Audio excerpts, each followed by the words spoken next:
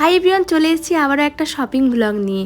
Already তোমাদেরকে জানিয়ে দিয়েছি যে আমাদের বাড়িতে সামনেই আছে আমার দাদার বিয়ে, তাই আমরা চলে এসেছি আজকে এসপ্ল্যানেড। আর আমরা যেহেতু বাড়ি থেকে এসেছিলাম তো আস্তে আস্তে আমাদের দুপুর হয়ে গেছিল, তাই এসে আমরা সবার আগে একটু পেট পুজো করে নিলাম। তারপরে চলে গেছিলাম ওয়ালিতে, কারণ এখান থেকে আজকে মেকআপের প্রোডাক্টগুলো নেওয়া হবে। মেকআপ আর্টিস্টদের কাছে তো ওয়ালি পরিচিত।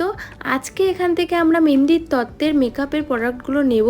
আর তত্ত্বের পাশাপাশি যেহেতু সামার সিজন পড়ে গেছে, তাই আমি আমার কাজের জিনিসপত্রও অনেক নিয়েছি এখান থেকে। এরপর চলে গেছিলাম আমরা সিলেদার্সে বরকনের জুতো নেওয়ার জন্য। শুধু বরকনের নয়, আমরাও কিন্তু জুতো নেব।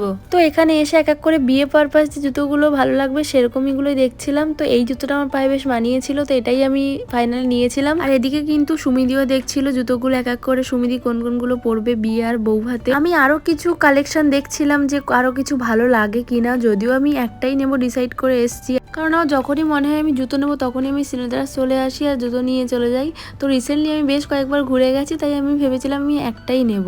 এরপর আমরা চলে গেছিলাম নিচে ছেলেদের সেকশনে। ওখানে গিয়ে দাদার পছন্দ মতো দুটো জুতো নিল। তারপরে আমরা চলে গেছিলাম বড় বাজারে বেনারসি কেনার জন্য আদি মোহিনী মোহনে।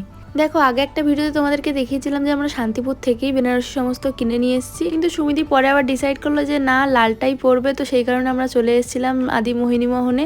ওখান থেকে একটা সুন্দর লাল বেনারসি আমরা নিয়েছি। যাই হোক, আজকে মিনি ব্লগটা এতটুকুই। এরপর কিন্তু খুব সুন্দর সুন্দর ভিডিও আসবে।